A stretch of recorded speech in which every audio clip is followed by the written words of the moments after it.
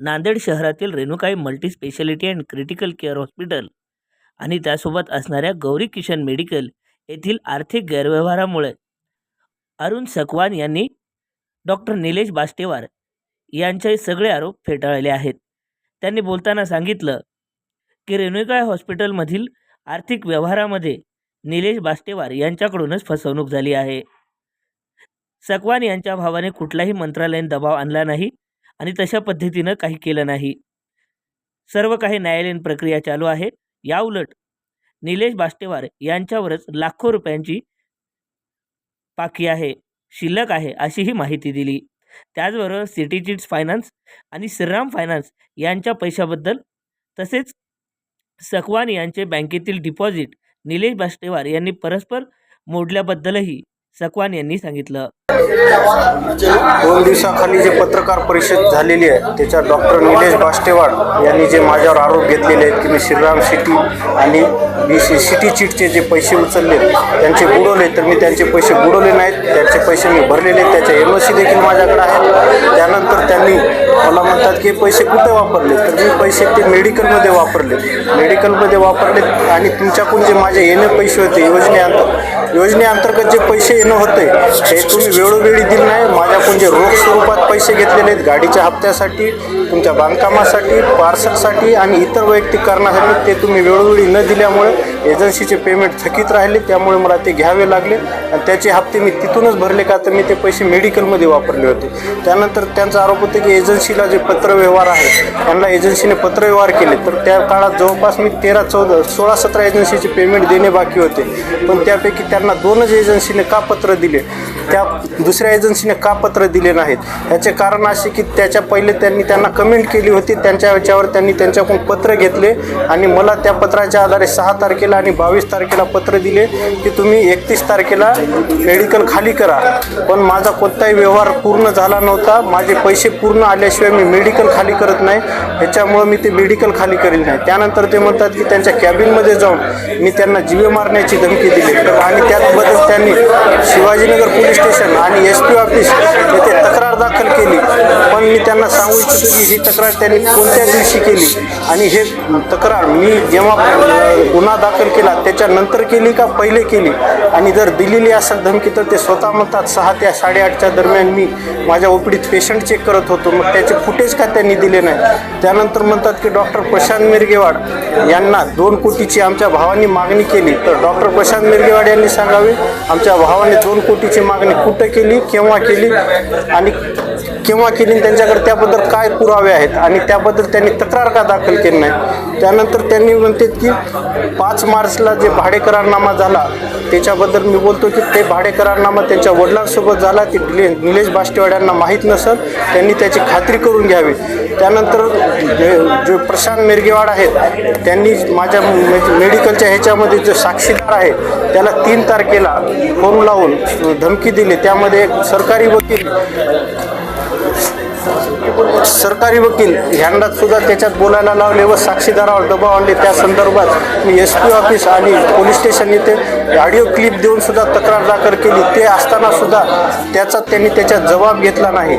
त्यानंतर जे 9 महिने जवळपास झाले पण त्याच्याबद्दल काही हे दाखल करण्यात आलं नाही, चार्जशीट दाखल करण्यात नाही. त्याच्या संदर्भात मी IG साहेबांना आणि SP साहेबांना या अधिकाऱ्याची तक्रार केली. त्यानंतर त्यांनी ती B-समरीसाठी अप्पर साहेबाकडे दिली. त्याच अप्पर साहेबांनी सरळ नमूद केले होते की त्रुटीची पूर्तता करून हे B-समरी कोर्टात दाखल करावी, पण त्यांनी तसे देखील केले नाही. त्यानंतर म्हणतात की डिपॉझिट दिलेले बॉन्ड, त्याच्यानंतर ते 60 लाख रुपये जे बॉन्डचे दिले त्यांनी त्याच्यातील 52 लाख रुपये जे रोख स्वरूपात देणार होते त्याच्यातले 51 लाख दिले. 8 लाख रुपये जे RTGS देणार होते ते अद्याप दिलेले नाही. आत्तापर्यंत ते माझ्या कोणत्या अकाउंटवर आलेले नाहीत.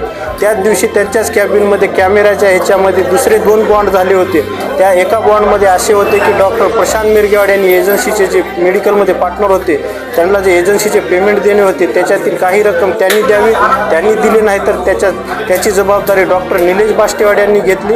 आणि दुसरे जे अनुज सकवान, मी जो पार्टनर होतो, त्यांनी काही एजन्सीचे पेमेंट द्यावे, ती दिली नाही तर माझी जबाबदारी माझा भाऊ अविराज सकवान यांच्यावर दिली. पण ह्या दोन्ही बॉन्डची त्यांनी शर्ती आणि अटीची पूर्तता केली नाही आणि त्यांचा जो बॉन्ड होता डिपॉझिटचा तो त्यांनी स्वतःच्या फायद्याचा असल्यामुळे नोटराईज करून घेतला ना. आज ते दोन्ही बॉन्ड मान्य नाही असं म्हणत आहेत. त्यानंतर डॉक्टर साहेबांनी आरोप केलाय की आपण मंत्रालयीन कर्मचारी आपला बंधू असल्यामुळे त्याचा वापर करून आपण डॉक्टर साहेबांवर दबाव आणला, प्रेशर आणला, त्यामुळे ते खूप डिप्रेशन असं साहेब. ते जर आमचे बंधू हे मुळात 4 वर्षापूर्वीचं प्रकरण आहे. माझा भाऊ जरी मंत्रालयात शासकीय कर्मचारी असेल तर आजपर्यंत हे प्रकरण तिथंच मिटलं असतं. आम्ही कोणत्याही प्रकारचं त्यांच्याकडून राजकीय सामाजिक कोणताही दबाव न आणता आम्ही न्यायालयीन लढाई लढत आहोत. न्यायालयीन लढाईमध्ये आमचं आजपर्यंत सगळं प्रक्रिया चालू आहेत. पण मागच्या 4-5 दिवसापूर्वी दैनिक पुण्यनगरीमध्ये बी समरीचा विषय आल्यानंतर त्यांनी अजून आम्हाला कुठेही हरासमेंट करणे, आमच्या भावाला कुठे प्रेशराईज करणे, शासकीय नोकरीला अडथळा आणणे या उद्देशाने त्यांनी हा आरोप केलेले आहेत. त्यांच्याकडे जर त्यांनी म्हणतात की आम्ही आमच्या भावानं मुंबईतून मंत्रालयातून शासकीय लँडलाईनचा वापर करून वेळोवेळी यंत्रणेला दबाव दिलाय, त्याचे त्यांनी पुरावे द्यावे. आमच्या भावानं जर समजा मुख्यमंत्री कार्यालयात आहे म्हणून आम्हाला प्रेशराईज करून जर आमचं हरासमेंट करून आमचं जर नुकसान करत असेल तर हे नुकसान चुकीचं आहे. कारण की आजपर्यंत आम्ही न्यायालयीन लढाईची प्रक्रियेतून आलो. त्यांनी प्रेस कॉन्फरन्स घेऊन आमच्या परिवारावर आमच्यावर आरोप करत आहेत. हे अत्यंत चुकीचे आरोप आहेत. सर, डॉक्टर निलेश बाष्टेवाड यांनी दुसरा एक आरोप असा केलाय की मेडिकलमध्ये डॉक्टर साहेबांचं कुठलंच कमिशन नव्हतं, पूर्ण आपल्या मालकीचं ते मेडिकल होतं. आपण अनेकांचे ते थकवले, अनेक आणि व्यवहार जे तुम्हीच पाहत होतात हे एक मुख्य मुद्दा. डॉक्टर निलेश बाष्टेवाड यांनी जे मेडिकलमध्ये आमचा व्यवहार होता हे बरोबर आहे. मेडिकलमध्ये डॉक्टर निलेश बाष्टेवाड यांनी व प्रशांत मिरगेवाड यांनी मंगेश दळवी नावाच्या एका कार्यकर्त्याला अपॉइंट केलं होतं जे त्यांच्या विश्वासाचा होता. आणि माझा भाऊ हे त्याच्यासोबत सतत त्याच्यासोबत प्रवासात राहत होता. आणि मेडिकलचा संपूर्ण व्यवहार हे मंगेश दळवी बघत होते. मंगेश दळवी आणि निलेश बाष्टेवाड आणि प्रशांत मिरगेवाड यांनी एकत्रित मिळून हे सगळं काही आमच्या विरुद्ध षडयंत्र रचून आम्हाला कायमचं तिथून बर्बाद करायचं, आयुष्यातून उठवायचं काम निलेश बाष्टेवाड यांनी केलेलं आहे. आमच्यावर जे एजन्सीचा, जसं पत्रकार साहेब म्हणलात की काही एजन्सीचे पैसे होते, एजन्सीचे पैसे आमच्याकडे थकीत स्वरूपात होते, पण आम्ही त्या एजन्सीचे पैसे संपूर्ण दिलेले आहेत. त्याच्यामध्ये त्यांनी 50% काही एजन्सी त्यांनी प्रशांत मिरगेवाड यांनी पैसे द्यावे आणि 50% एजन्सीचे पैसे अनुज सकवान यांनी द्यावे.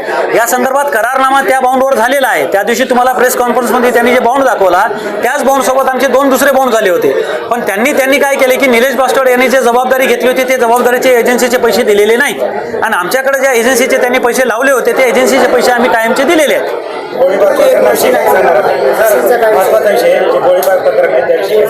काय गोळीबारचे प्रकरण हो त्याबद्दल काय सांगणार? त्यांनी आम्हाला 31 डिसेंबर रोजी रेणुका हॉस्पिटलला जबरदस्तीने आमचं मेडिकल बंद करण्यासंदर्भात धमकी दिली व तिथे येऊन गोळीनं मारून टाकतो अशी धमकी दिल्यानंतर आम्ही लागली शिवाजीनगर पोलीस स्टेशन येथे येऊन दाखल केला गुन्हा दाखल झाल्यानंतर ते गुन्हा आजपर्यंत आमचा चालू आहे.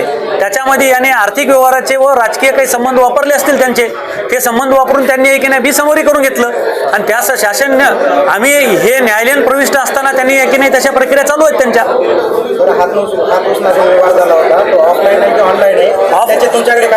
त्याचे त्यावेळेस आम्ही जे डायरी रोजमेळ जे मेंटेन करत होतो त्या मेंटेन केलेल्या डायरीमध्ये लिहिलेले आहेत सगळे.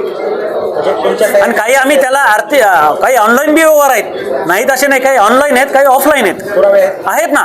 ऑनलाईनचे पुरावे आहेत, ऑफलाईनचे पुरावे आहेत आमच्याकडे. जर आपण डॉक्टर निलेश बाष्टेवाड यांना वारंवार प्रेशराईज केल्यामुळे त्याचा इफेक्ट त्यांच्या पर्सनल आयुष्यावर आणि हॉस्पिटलवर झाला, त्याच्यामुळे पेशंटवर काही नुकसान होते, अशा पद्धतीचे आरोप त्यांनी थेट तुमच्यावर. आम्ही त्यांना कोणत्याही प्रकारचं प्रेशराईज केलेलं नाही. हे प्रकरण 2023च्या एंडिंगपासून चालू आहे. आज 26 झालेले 3 ते 4 वर्ष हे प्रकरण चालू असताना आजपर्यंत आम्ही कुठेही त्याच्या बाबतीत वाच्यता केलेली नाही. आमचं न्यायालयावर विश्वास आहे, आम्ही न्यायालयाच्या लढाईनं येत होतो, पण त्यांनीच स्वतःहून तशा गोष्टी तयार करायला त्याला आम्ही काय करू शकतो? प्रेस कॉन्फरन्स घेऊन विनाकारण आमच्या परिवारावर आमच्यावर आरोप करणे हे अत्यंत चुकीचे आहेत. त्यांनी माझ्या भावावर 2013 पूर्वीचं प्रकरण उकरून काढून आणि काल परवा किनवटमध्ये केस दाखल केली. निलेश बाष्टेवाड यांच्यावर गर्भनिदानची केस चालू आहे महानगरपालिकेमध्ये, न्याय प्रविष्ट आहे न्यायालयामध्ये. या संदर्भात मान्य न्यायालयामध्ये त्याचं प्रकरण चालू आहे. ते मान्य न्यायालय त्याच्यावर आदेश देतील, आपण त्याच्यावर बोलू शकणार नाही. न्यायालयाचा आदर करणं माझं कर्तव्य आहे आणि आदर सुद्धा करावं लागणार आहे. निलेश बाष्टेवाड यांच्यावर किती